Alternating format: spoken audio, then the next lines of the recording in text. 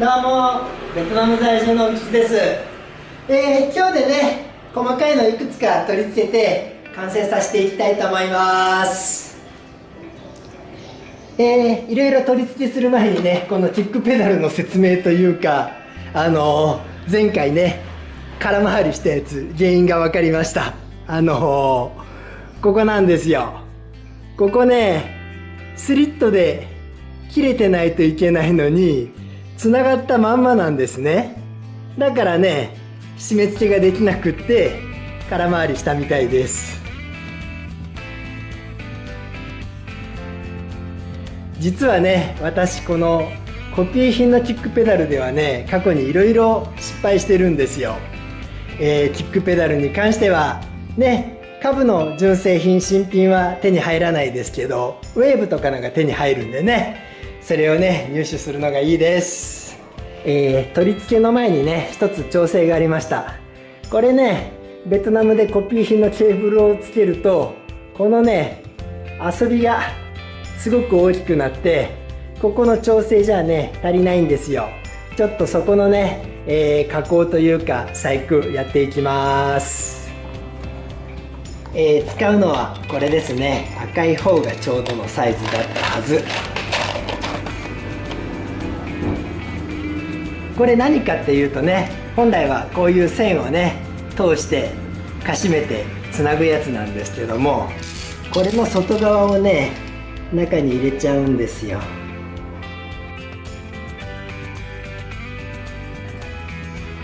これをねスペーサーみたいにして使います。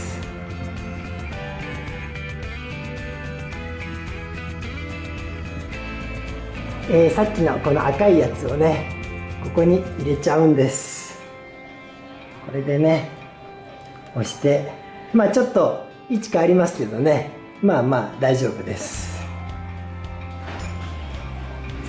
このゴムね硬くなって変形してたんで、こいつもね新しいのにしときます。これが破れるとね大変なんですよ。ベトナムは雨季があって水が入ってね。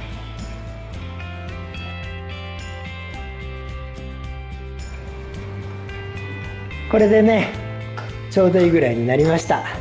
まああとこっちで微調整もできますしね。それでこれだ、チョークケーブル付け忘れてたんですよ。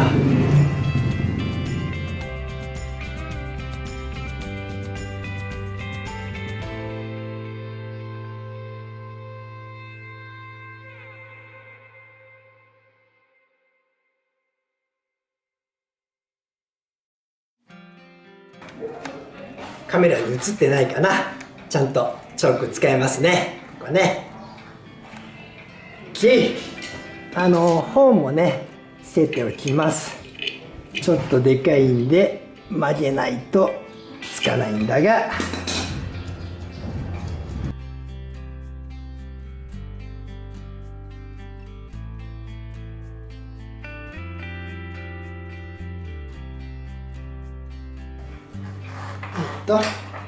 本をねちょっと確認します。鳴らします。チ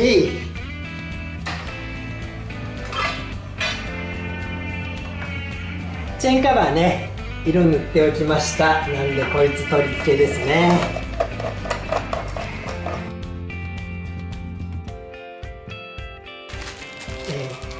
ボルトはね専用のボルトがあります。コピー品ですけどね、長さがねかなり短い特殊なボルトで、1個だけ長いんだな。ここだけね。ちなみにねこれ上と下と種類が違うって言ったんですけども、上が純正品で下がコピー品でした。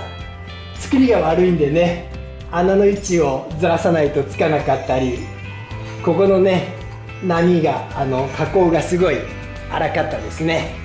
まあまあ作ったらいいんですけど、それと見せるの忘れましたけど、上の部品がね後ろ側ちゃんとはまるようになってるんで、それをね気をつけてはめましょう。これがなかなかうまくいかないんだ実は。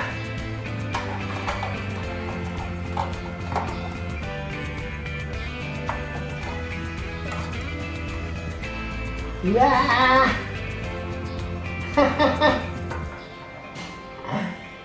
下つかないのか。もう色塗らずに確認するからね。じゃないや、色を塗る前に確認してないから。というかこっちは前の段階か。ごめんなさい、何言ってたかというとね、ここなんですよ。これね、スイングハムもぬくもり溶接というか一回折れたんでしょうね。つなぎ直してやってね、こいつをつけようとすると当たっちゃうんですよ。こっち側削ってもいいんだけども、もう今はね下はなしでいきます。じゃあ組み立てる前にね、いろいろ確認しないとダメですね。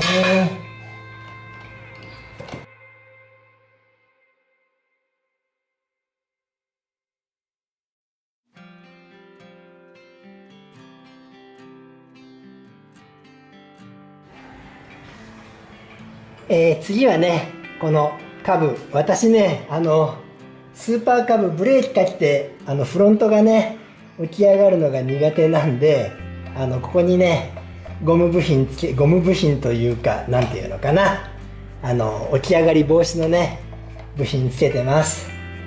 これに関してはね、前に他の動画で紹介してるんで、その時のやつをね概要欄に貼っておきます。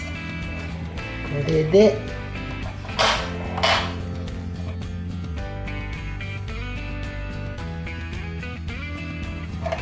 反対側もねつけておきます。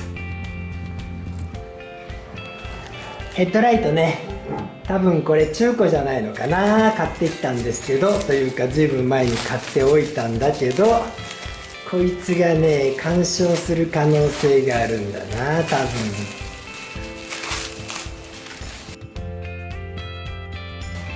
これは本物か偽物か。何かっていうとね、こんなところにステーがあって、このカモメハンドルもね、ここにポジションがつくはずなんで、これがつかないことがあるんだよな。当たる？ちなみにこれは純正部品じゃなさそうね、コピー部品だな。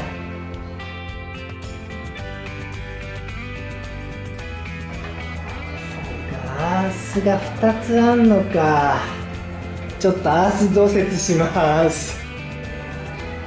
これね、1本ちょっとエンジンからアース線引っ張ってきました。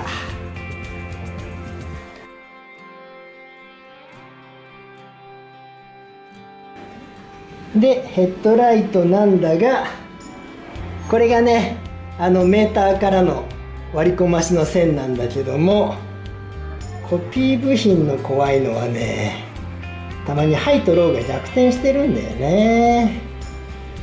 まあつないでみて確認しよ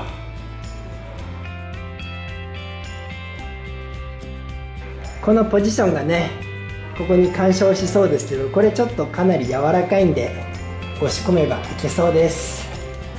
配線多くなっちゃったな。特にリレー入れたからね入るんかい。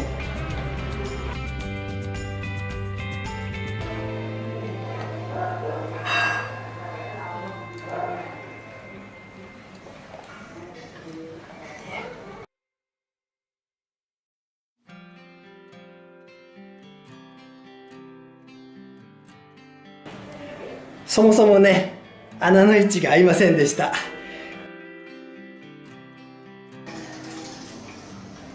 ライトね前に落として割ったことあるんで、ちゃんと止めます。いやいやいや、最後の最後までこのバイクは苦しめられるな。ちょっとねもう削っちゃいます。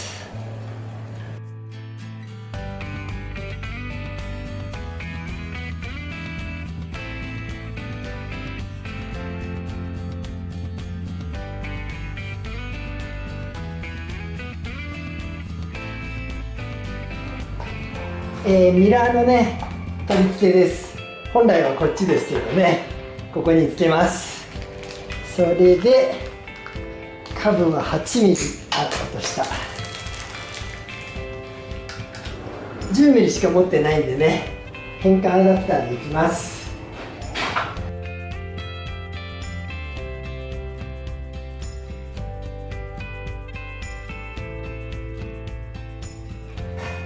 ちょっと横に出過ぎたかな。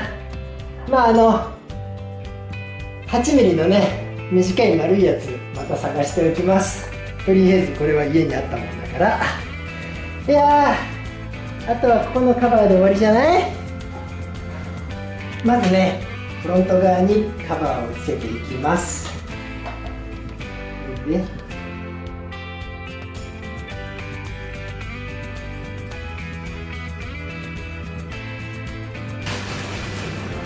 これが合うはずなんだが、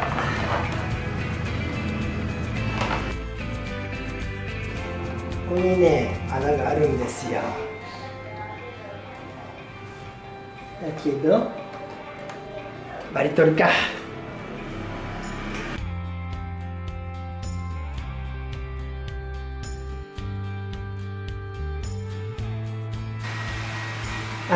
カモメハンドルなんでね、ちょっと切らなきゃダメですね。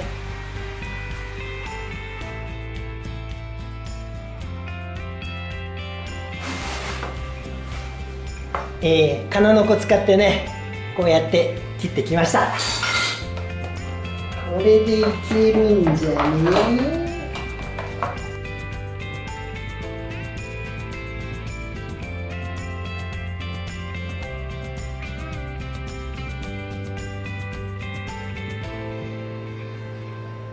ここね、本当は棒が出ててエアクリーナーあるんですけど、これ下にしたんでね、エアクリーナーはこんなの作ってみました。プラスチックでね、こうやってかぶせちゃえばはまると。なんか位置悪いな。まあいいや。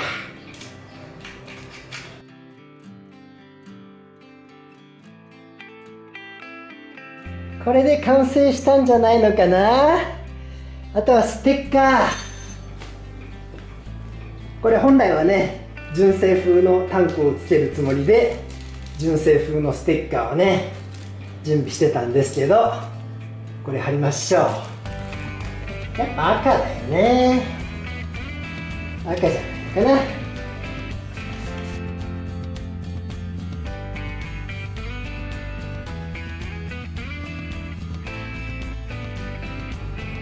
ここにはね、私が所属する Facebook 上のね、カブのクラブのステッカーです。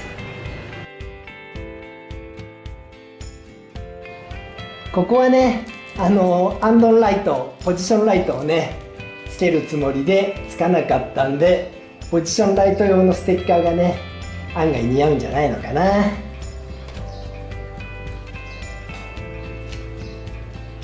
な感じで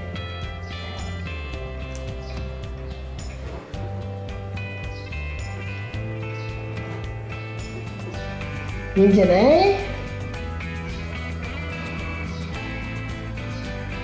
いやー、完成しましたよ。これね、前回エンジンかかってちょっとね、なんかメカニカルノイズなんていうのかな、ガチャガチャ音がして、多分カムチェーンテンショナーちょっと変なことしてるんでね、オイルが溜まってないだけだと思うんで、しばらくエンジンかければやむと思うんですよ。まあそもそも動画でしか気がつかなかった音ですが、一旦エンジンかけます。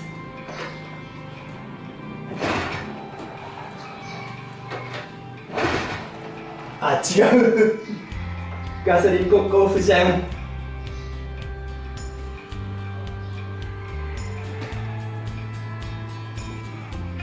ちょっと待ちましょうかね。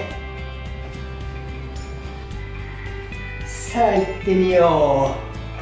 オンになってて、オーバーフロー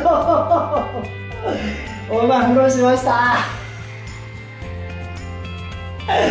いやー、最後の最後までの株は最後の最後までなんかあるな。キャブレター掃除しときゃよかったんだよね。でもこいつでごまかす。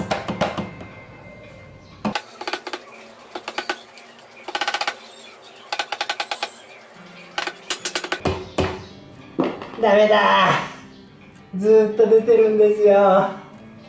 くそー。いやー、止まらないんですよ、叩いても。これね、こうでしょ、出てくるんですよ、ポタポタポタポタね。いや